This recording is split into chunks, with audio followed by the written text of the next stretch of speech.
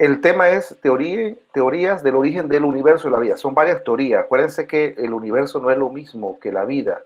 El universo es algo infinito en la cual usted desconoce que lo que existe en el universo. Todavía los científicos no saben cómo explicar qué es lo que contiene el universo en sí en total, porque solamente el 1% ha sido descubierto y faltaría el 99% por descubrir del universo. Y simplemente hay sí ciertas teorías que generan una controversia de cómo se formó el universo.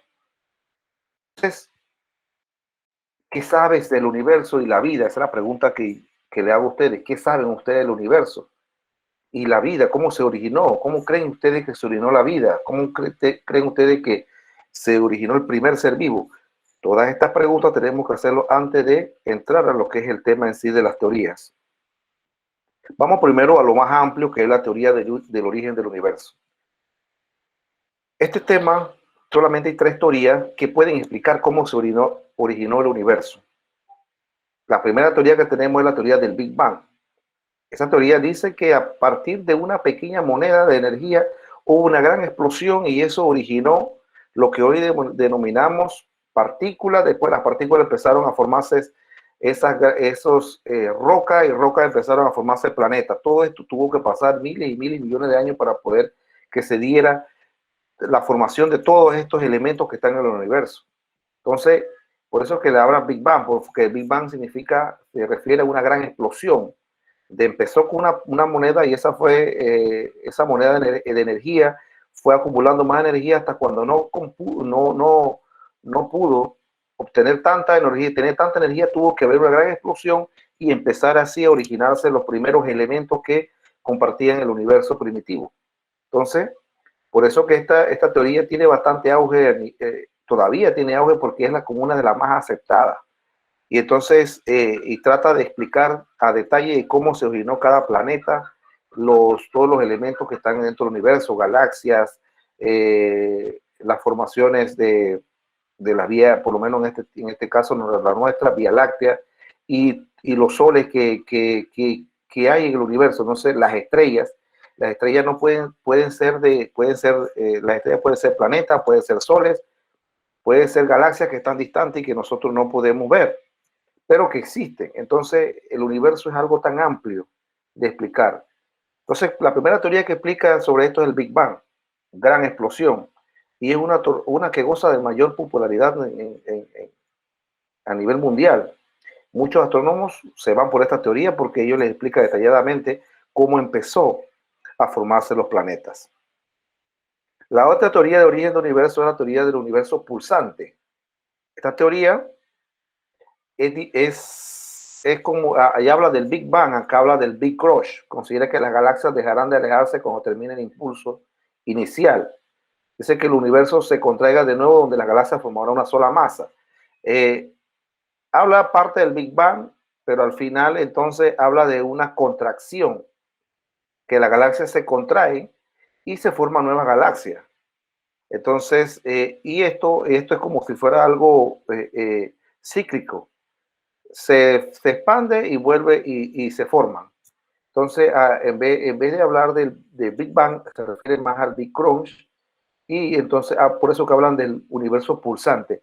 Usted ve la imagen que está aquí, hay una expansión, hay nueva galaxia, después una contracción, y entonces hay como un ciclo de la expansión del universo.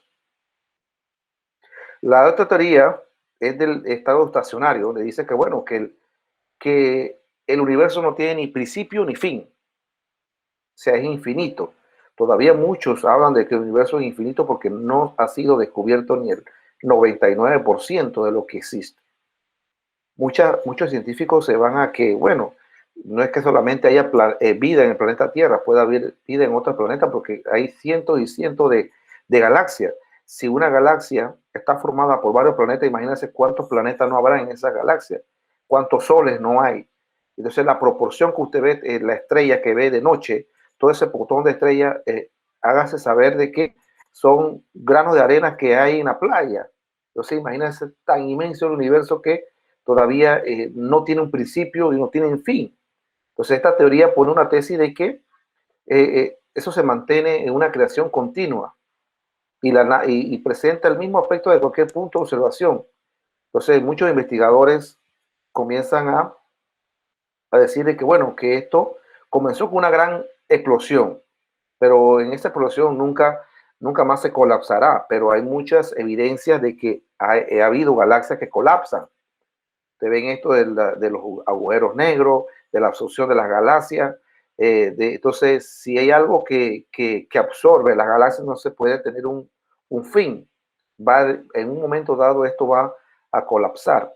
Entonces, ¿cuándo nos toca? Porque esto es en el tiempo, en el espacio, y en el momento, no se sabe ni en dónde va a ocurrir esto. Entonces, por eso es eh, eh, que muchos científicos de repente no se dejan llevar por esto, lo que dice la teoría del estado estacionario. Estas tres teorías son las que presentan cómo se originó el universo. El origen del universo es diferente al origen de la vida. Y el origen del universo explica cómo se formó todos estos cuerpos celestes, todas las galaxias, todas las planetoides, los soles, las lunas. Él explica solamente eso, pero esta teoría no explica cómo se originó la vida.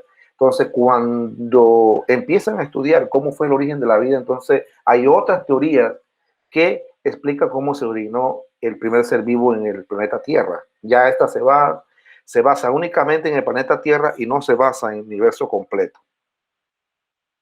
Entonces, en las teorías de origen de la vida, hay 4 teorías que explican el origen de la vida. Está la generación espontánea, está la panspermia, el creacionismo y la teoría físico-química de Alexander Oparin. Cada una tiene una explicación de cómo se originó la vida y también muchos científicos apoyan esta teoría. Entonces todo esto se da porque hay una pregunta. Acuérdense la pregunta que le dije al principio. Pero ¿por qué? ¿De dónde se originó la vida? ¿Quién la originó? ¿Quién la formó? ¿Por qué se formó eso?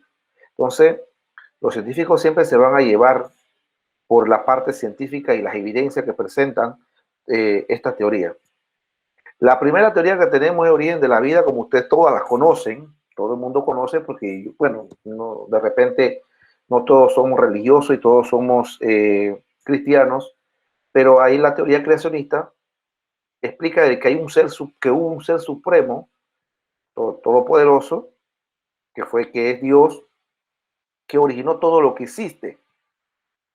Y que esa teoría creacionismo explica que, bueno, en 7 días o en 6 días, Dios hizo a todos los animales, plantas, hasta el ser humano, empezó de lo más básico a lo más complejo.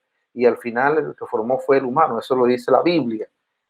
La única evidencia que tenemos de esto es la Biblia, lo que está escrito en la Biblia, en la cual hubo 7 días o 6 días en la cual Dios tomó para poder hacer todo lo que existe en el planeta Tierra, todo ser viviente. Empezó con apartar las aguas sobre la Tierra y entonces ir formando las especies por especie cada día. Entonces, esta teoría no tiene evidencia científica, solamente tiene la parte creencia que ha imperado a lo largo del tiempo y no hemos regido por lo que dice la Biblia y es lo que nos explica. Y no sé si todas las religiones del mundo dan explicación al origen de estos seres vivos, a todos los seres vivos, incluyendo al hombre. Entonces, toda esta teoría en particular, la creacionista, trata de explicar de cómo se originó del primer ser vivo, que es el menos complejo hasta el más complejo. Parece mentira, pero esta teoría ha sido apoyada por varios científicos en su época. Y entonces, está fundamentada como una teoría en sí. La otra teoría que viene del origen de la vida es la generación espontánea. Esta teoría decía que la vida podía surgir del lodo, del agua, del mar o de las combinaciones de los 4 elementos fundamentales, aire, fuego, agua y tierra. Entonces, imagínense que Aristóteles, que era un filósofo griego y fue alguien muy inteligente, él decía que tenía un origen espontáneo, que los gusanos, insectos y peces a partir de sustancias como el rocío, el sudor y la humedad se podía generar de eso. Entonces hubo muchas evidencias las cuales decía que, bueno, que la vida surgía de algo espontáneo. Entonces las primeras evidencias que se daba era porque las primeras explicaciones que por qué nacía gusano de la carne podrida. Entonces ahí esa teoría tuvo mucha aceptación por muchos años, cientos de años tuvo aceptación porque la verdad hacían pequeños experimentos y en realidad les resultaba. Entonces, ustedes ven ahí los tres frascos, uno tapado, uno menos tapado, uno con tela, pero al final eh, todos ellos nacían gusanos, al final, o sean gusanos, porque se generaba a cierto grado de contaminación y eso permitía que el gusano, que los huevos pudieran llegar a la carne y ya producía entonces los gusanos. Entonces, en 1688, entonces Francisco Redi empezó a hacer otros experimentos y vino, hizo el experimento para sustentar de que la generación espontánea no existía como tal. Tapó todo y, claro, dejó un frasco fuera y tapó uno herméticamente en que las moscas no podían entrar. Y resulta que el trozo de carne ese que estaba dentro del frasco pudo pasar 15, 16, 20 días, se mantenía intacto. ¿Por qué? Porque no había una contaminación de las moscas. Entonces, esa teoría de la nación espontánea decayó. Pero vino otro científico, Van Helmont, y trató de nuevo darle agua a la teoría utilizando unas camisas húmedas con trigo y todo lo demás, y resulta que él evidenciaba que de eso salían ratones. Entonces vuelve la teoría de origen de la generación espontánea, como origen de la vida, tomó auge. Pero cuando venía la revolución científica, Pasteur empezó a ver que esto estaba raro y él empezó a hacer las cosas un poco más con asepsia, empezó a descontaminar todo y hizo los mismos experimentos. Resulta que ninguno generó ningún ser vivo.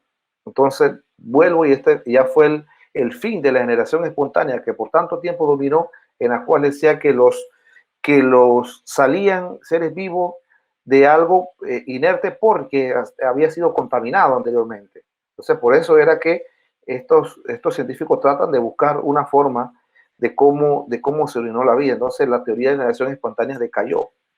Y ya vino por la década de 1700, pero casi tuvo 500 años esa teoría, desde que la plantearon, y entonces esa teoría nunca, ya no ha sido aceptada, porque ya todo lo que esa teoría decía, ya fue desechada y comprobada científicamente a través de ensayos experimentales.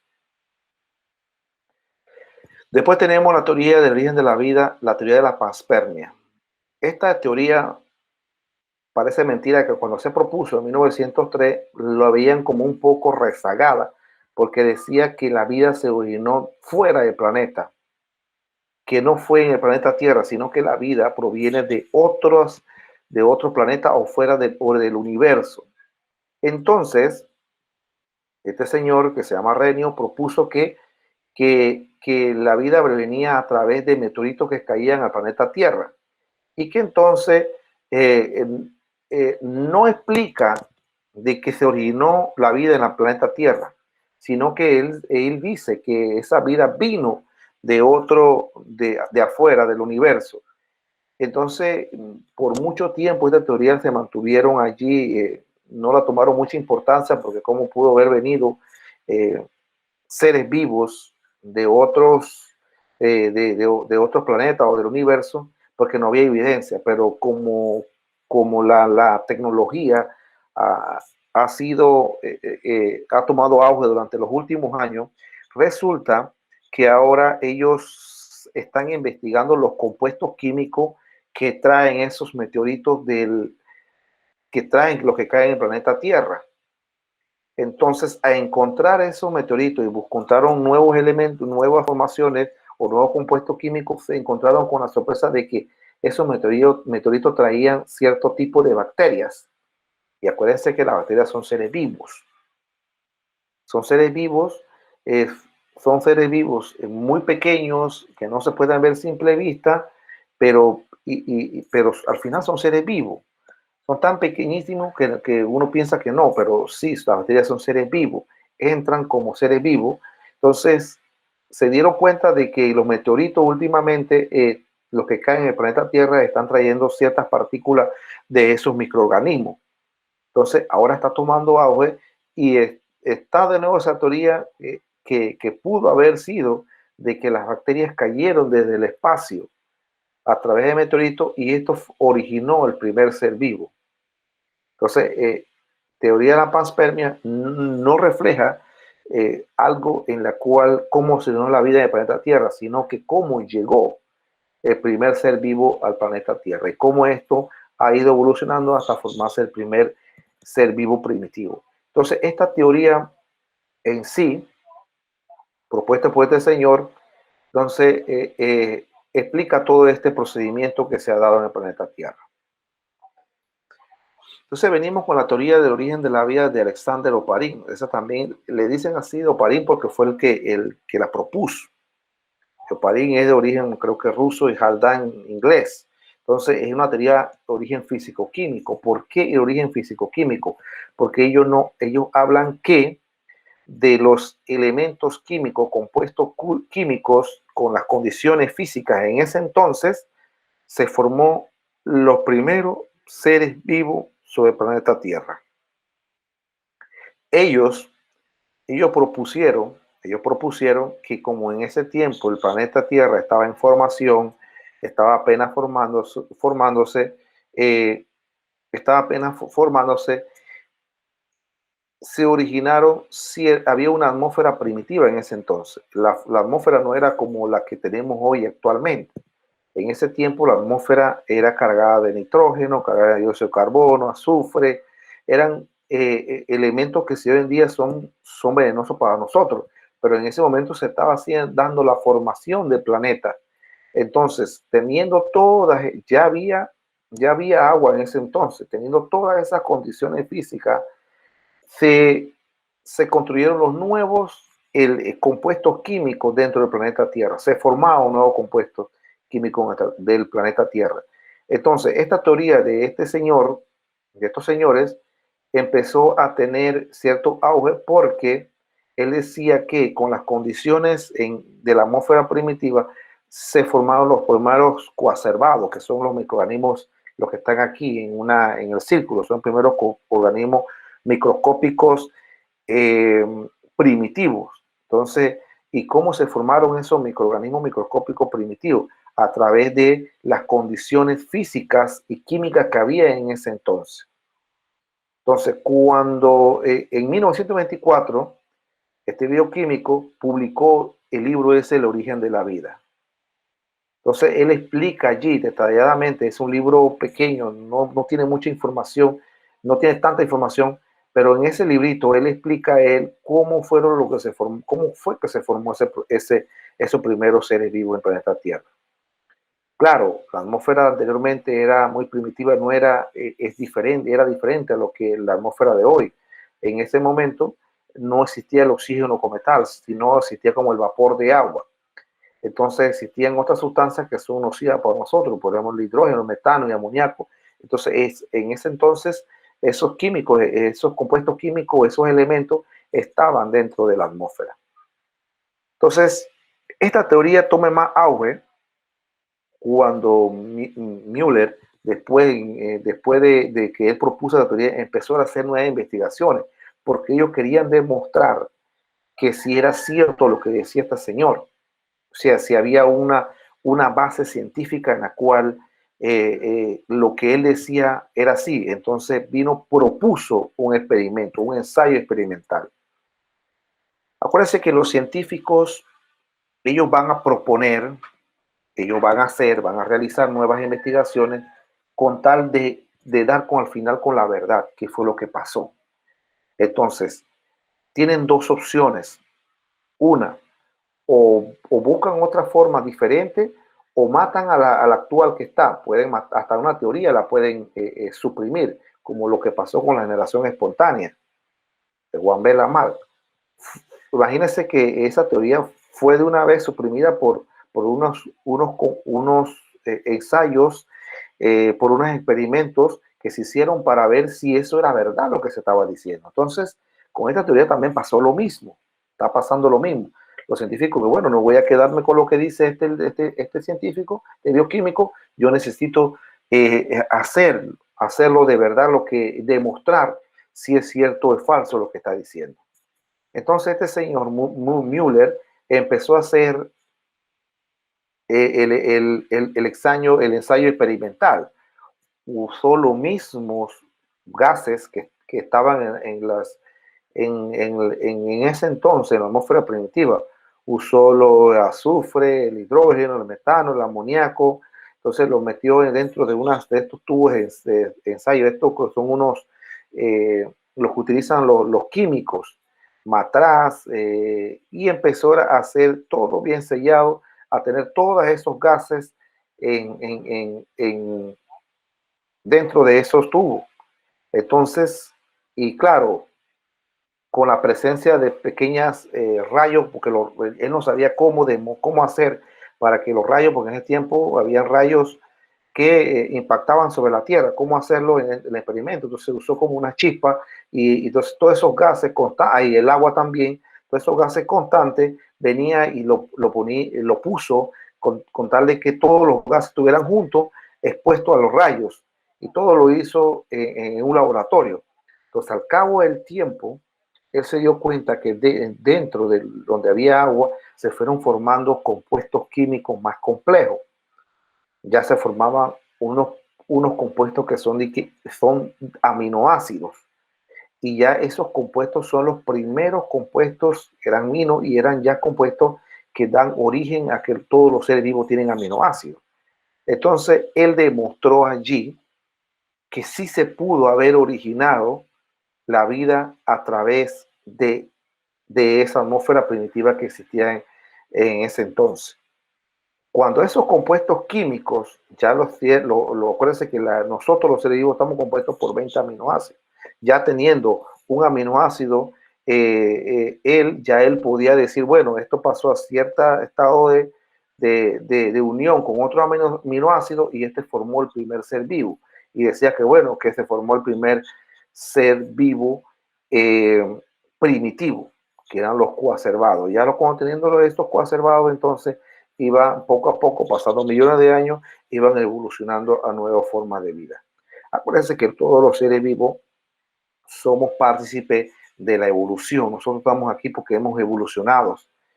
Hay evidencia de eso. Entonces, como somos parte de la evolución, o sea, significa de que tuvimos que partir de un ancestro en común, tuvimos que partir de algo tan pequeño que empezó a evolucionar y formar organismos más complejos. ¿Cómo uno se da cuenta? Ustedes mismos se dan cuenta de cómo los organismos evolucionan. ¿Cómo uno se da cuenta? Hay evidencia que usted puede ver ahorita mismo, como que usted ve el estado el estado de renacuajo de los sapos, ¿verdad? Ellos tienden a poner su huevo en un charco donde hay agua. Y ustedes ven que ese renacuajo se parece a un pez. Pero al cabo del tiempo se va desarrollando ese renacuajo y se va formando el nuevo individuo. Pero viene cuando ya él todavía depende del agua y él está bajo del agua, él no está fuera del agua, él necesita el agua para desarrollarse y crecer. Pero cuando ya se desarrolla en una etapa adulta, ya el sapo, como le llama uno acá, no está dentro del agua, no vive dentro del agua, vive afuera.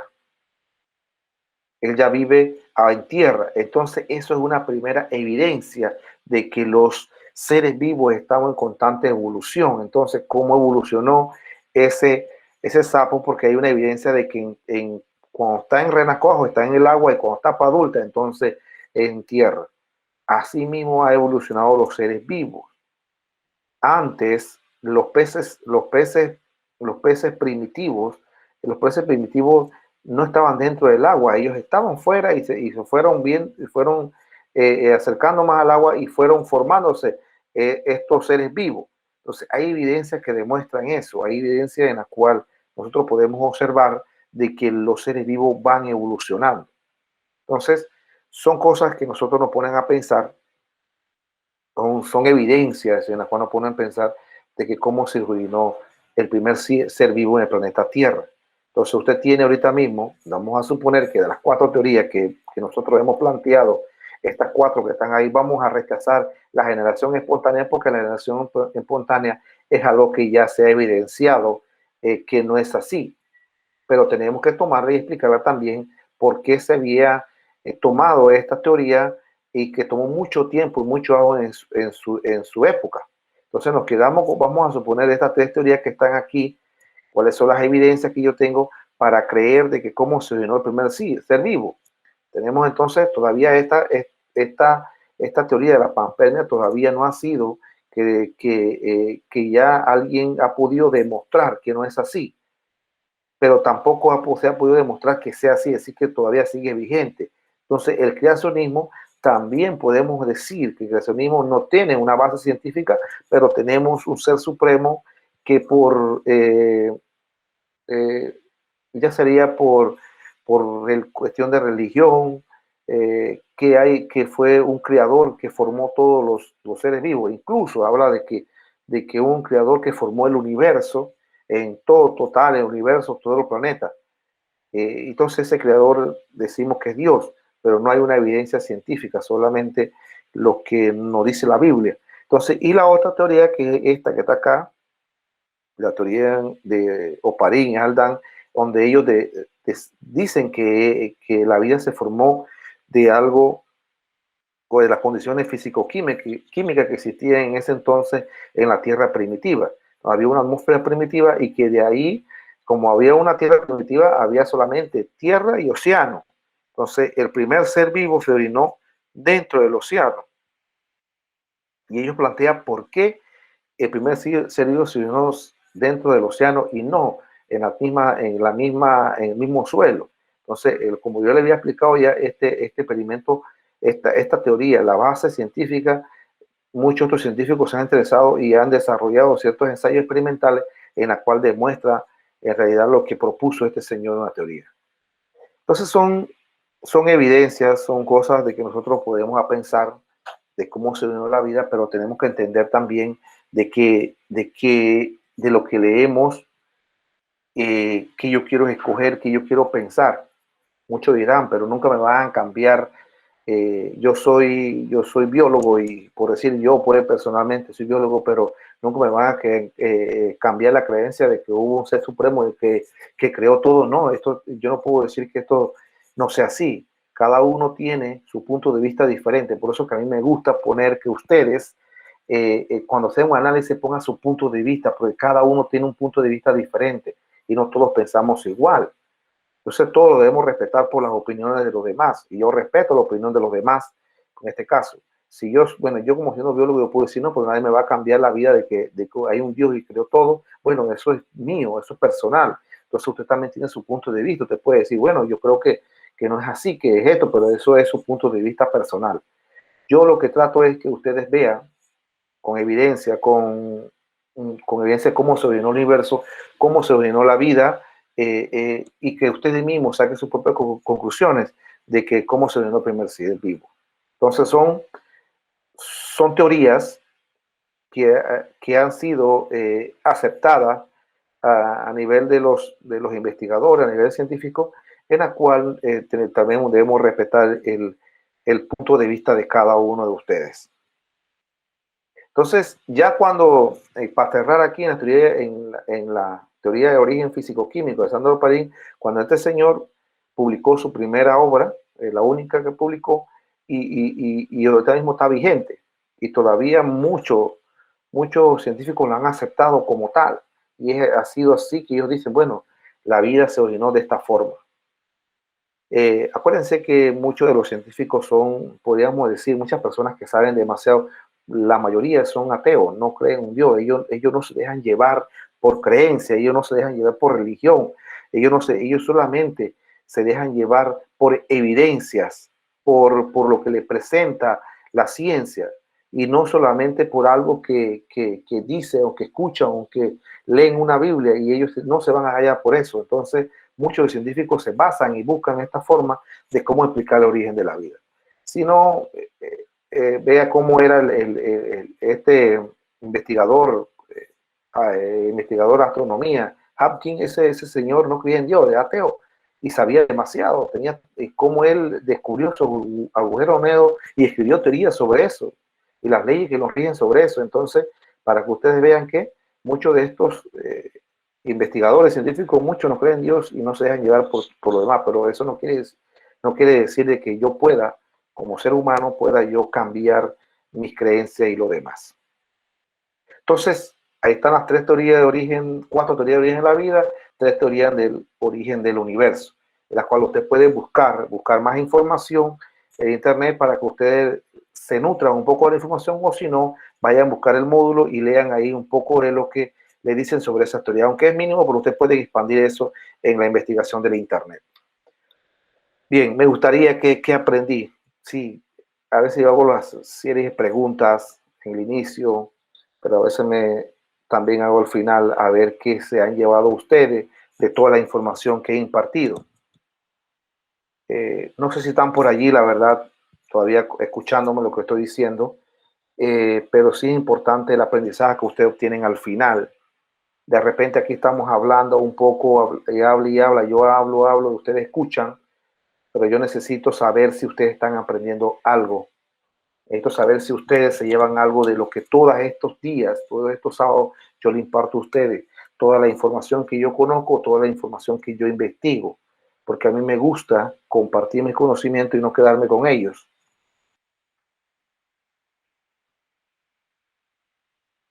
Así que sería bueno que ustedes en casa analicen ustedes qué aprendí de todo esto, lo que yo les he dado en el día de hoy.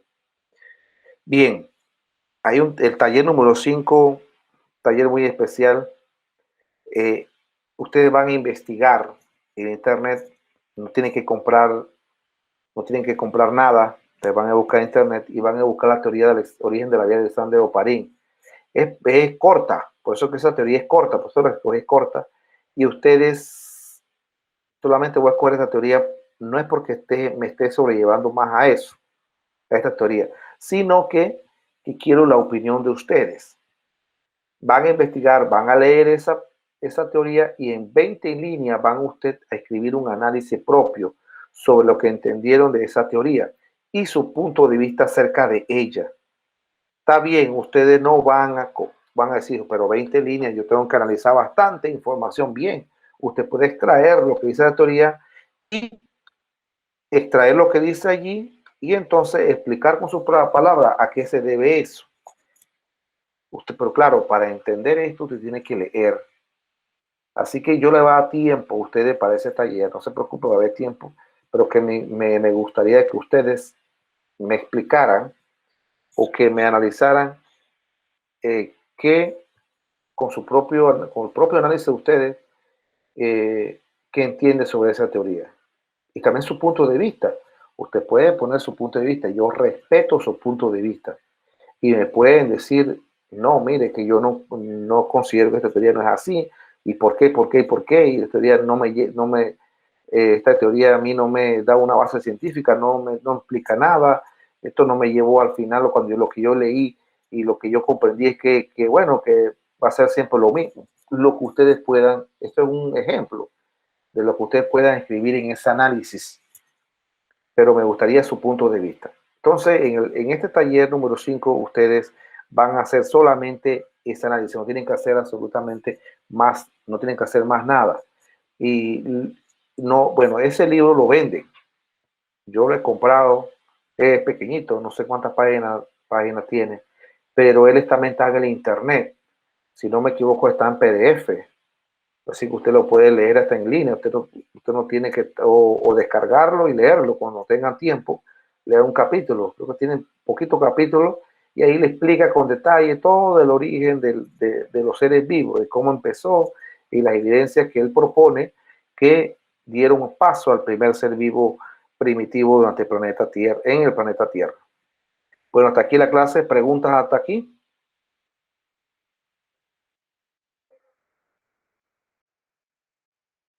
Preguntas,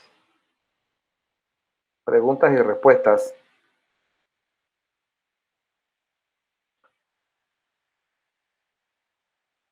¿Todo clarito?